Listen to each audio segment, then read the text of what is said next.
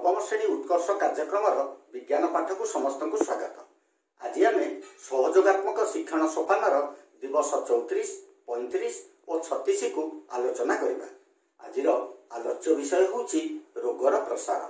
यही पाठटीर आलोचना सरिबा परे छात्र छात्री माने रोग कीटाणु द्वारा व्यापे निरीक्षण करी यह कहि परिबे, छुईबा द्वारा रोग किभली व्यापे जानिबे और व्यापुथिबा रोग गुड़िकर नाम कहि परिबे।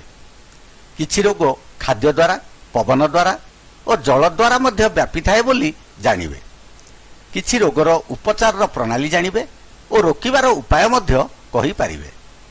वर्तमान पिला माने एई दृश्य गुड़ी को लक्ष्य कर।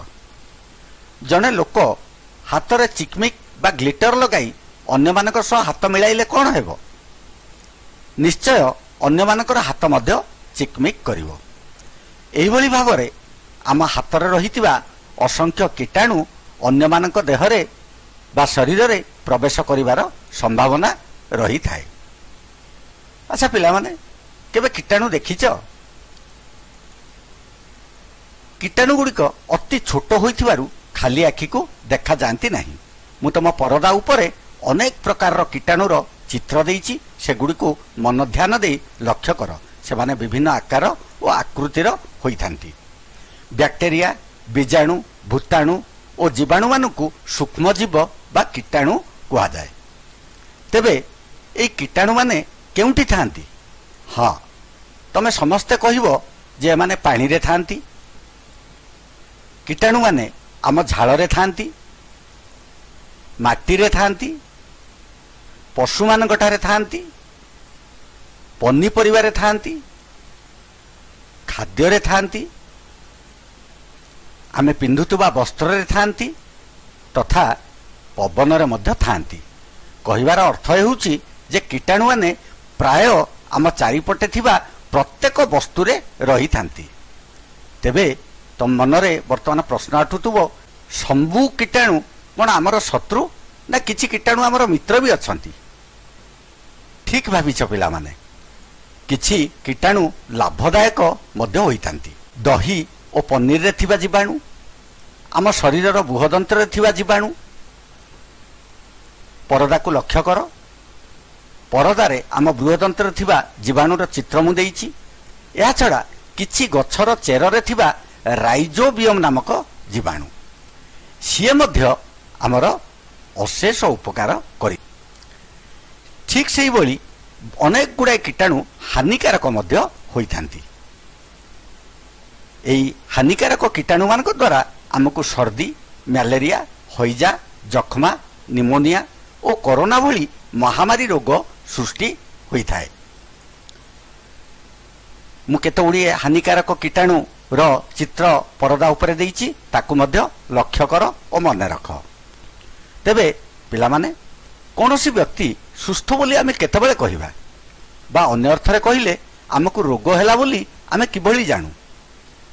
हाँ, आमको ज्वर, झाड़ा, कफ, काश बा मुंड बथा हेले आम शरीर असुस्थ अछि बोली आमे कहिथाउ।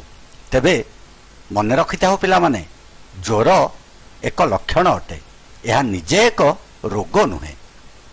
जेकोसी रोग हेले आमर प्राथमिक लक्षण भाव में आमको ज्वर हेबार संभावना रही थाए। तेबे रोगर कारण मुख्यतः कीटाणु माने ही होइथांती। वर्तमान ए रोग आम शरीर मध्य को किभली व्यापे? प्रथम प्रश्न, रोग कौन पवन द्वारा व्यापे? वर्तमान परदार बेलूनटी को लक्ष्य कर।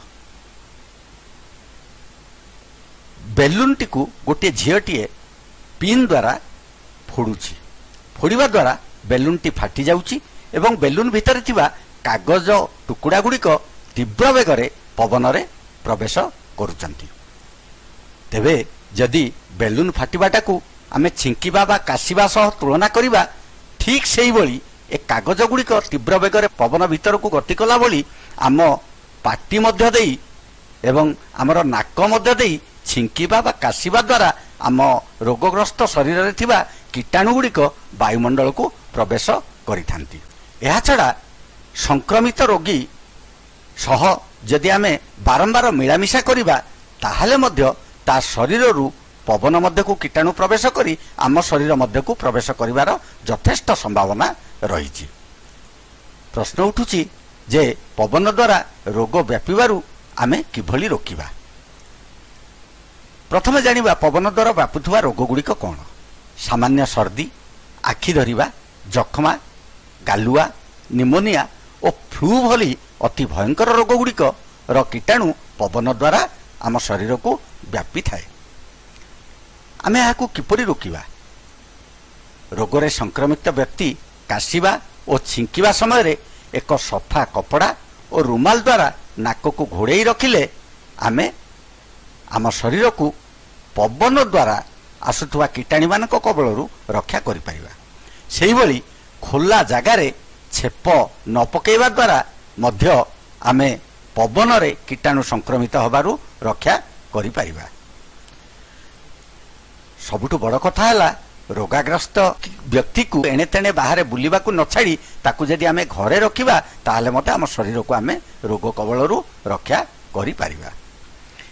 ଆଗରୁ ପିଲାମାନେ ଆମେ ଜାଣିଛେ ଯେ ଦୂଷିତ ଜଳ ଦ୍ୱାରା ମଧ୍ୟ ଆମକୁ ରୋଗ ହୋଇଥାଏ। ତେବେ ପ୍ରଥମେ ଆସ ଜାଣିବା ଯେ ଜଳ କିପରି ଦୂଷିତ ହୁଏ। ବର୍ତ୍ତମାନ ତୁମ ପରଦାଟିକୁ ଲକ୍ଷ୍ୟ କର। ପାଣି ଥିବା ଏକ ଗ୍ଲାସରେ ଲୋକଟି ଆଙ୍ଗୁଠିଟିଏ ବୁଡ଼େଇଛି। ବର୍ତ୍ତମାନ ଏଇ ପାଣି ତୁମକୁ ପିଇବାକୁ ଦେଲେ ତୁମେ ପିଇବ କି? ନିଶ୍ଚୟ ମନା କରିବ। ତେବେ କାହିଁକି ପିଇବନି? କାରଣ ତମେ ସମସ୍ତେ କହିବ ଯେ ତାର ଆଙ୍ଗୁଠିରେ ଥିବା ମଇଳା ଏବଂ ମଇଳା ଭିତରେ ଥିବା କୀଟାଣୁ ବର୍ତ୍ତମାନ ଜଳ ଭିତରେ ପ୍ରବେଶ କରିବାର ସମ୍ଭାବନା ରହିଛି। ସେଇଥିପାଇଁ ଏହି ପାଣି ଦୂଷିତ ହୋଇଗଲା। ଏହି ପାଣିକୁ ପିଇଲେ ଆମ ଶରୀର ମଧ୍ୟକୁ ମଧ୍ୟ କୀଟାଣୁ ପ୍ରବେଶ କରିବାର ସମ୍ଭାବନା ଥିବାରୁ ଆମେ ଏହି ପାଣି ପିଇବା ନାହିଁ। ତେବେ ପାଣିର ଉତ୍ସ କେମିତି ମଇଳା ହୁଏ? ହଁ, ଠିକ୍ ଭାବିଛ।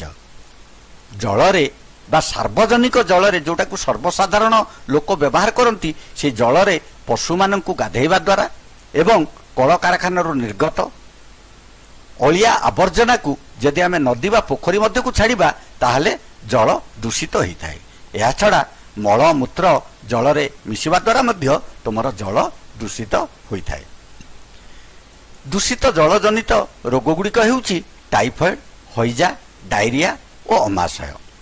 ଏହି ରୋଗ ଗୁଡ଼ିକର ଲକ୍ଷଣ ଗୁଡ଼ିକ ହେଉଛି ଜ୍ୱର ହେବା, ଝାଡ଼ା ହେବା, ବାନ୍ତି ହେବା ଏବଂ ଶରୀରରେ ଜଳୀୟ ଅଂଶର ପରିମାଣ କମିଯାଇ ମୁହଁ ସେତା ପଡ଼ିଯିବା ଏବଂ ମୁଣ୍ଡ ବୁଲେଇ ହେବା ହେଉଛି ଜଳଜନିତ ଏହି ଭୟଙ୍କର ରୋଗ ଗୁଡ଼ିକର ମୁଖ୍ୟ ଲକ୍ଷଣ। ବର୍ତ୍ତମାନ ପୁଣି ସେହି ପ୍ରଶ୍ନ, ଜଳ ଦ୍ୱାରା ରୋଗ ବ୍ୟାପିବାରୁ ଆମେ କିପରି ରୋକିବା? ପିଲାମାନେ ଚିତ୍ରଟିକୁ ଲକ୍ଷ୍ୟ କର। ଯଦି ପାଣିକୁ ପିଇବା ପୂର୍ବରୁ 10-15 ମିନିଟ୍ ପର୍ଯ୍ୟନ୍ତ ଆମେ ତାକୁ କୌଣସି ଚୁଲିରେ ଫୁଟେଇ ପିଇବା ତାହେଲେ ଜଳରେ ଥିବା କୀଟାଣୁ ଗୁଡ଼ିକ ମରିଯିବେ, ଆମକୁ ଆଉ ରୋଗ ହେବ ନାହିଁ। ଠିକ୍ ସେହିଭଳି ଯଦି ଆମେ ଜଳକୁ ଫିଟିକାରି ପକାଇ ଶୁଦ୍ଧ କରିବା ବା ସାର୍ବଜନିକ ଜଳରେ ମଇଳା ନ ପକାଇବା, ସାର୍ବଜନିକ ଜଳରେ ଲୁଗା ନ ଧୋଇବା ଏବଂ ଦୂଷିତ ଜଳରେ ଆମେ ଯଦି ଗାଧେଇବା ନାହିଁ ତାହେଲେ ଜଳଜନିତ କୀଟାଣୁ ସଂକ୍ରମଣ କବଳରୁ ଆମ ଶରୀରକୁ ଆମେ ରକ୍ଷା କରିପାରିବା। ଏବେ ଆସ ଦେଖିବା ଖାଦ୍ୟ ଦ୍ୱାରା ବ୍ୟାପୁଥିବା ରୋଗ, ଏହାର ପ୍ରତିକାର। ଖାଦ୍ୟଠାରୁ କୀଟାଣୁ କିଭଳି ବ୍ୟାପେ? ମୁଖ୍ୟତଃ ମାଛି ଓ ଅନ୍ୟାନ୍ୟ କୀଟ ପତଙ୍ଗ ଦ୍ୱାରା ଖାଦ୍ୟଠାରୁ କୀଟାଣୁ ବ୍ୟାପିଥାଏ। ତେବେ ଏହି ଖାଦ୍ୟଠାରୁ ଆମ ଶରୀରକୁ କୀଟାଣୁ ଆସେ କିଭଳି?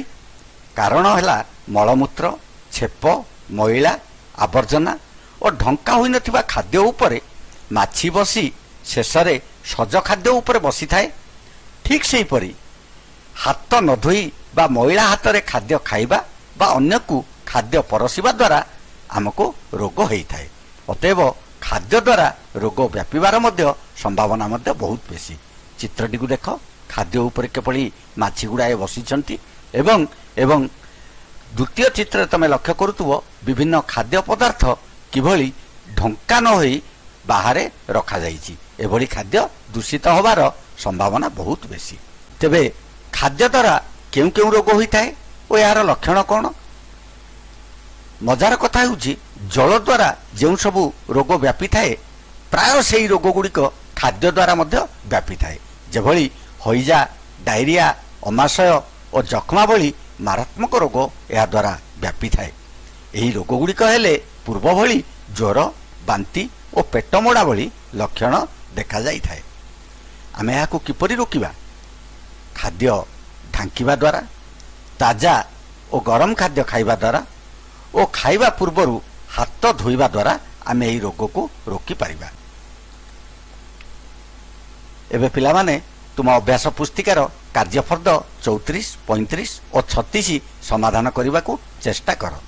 ତୁମ ପରଦାରେ ମୁଁ କାର୍ଯ୍ୟଫର୍ଦ୍ଦ 34, 35 ଓ 36 ଦେଇଛି। ଆକୁ ନିହାତି ତମେ ସମସ୍ତେ ସମାଧାନ କରିବ। ତୁମ ସମସ୍ତଙ୍କୁ ବହୁତ ବହୁତ ଧନ୍ୟବାଦ।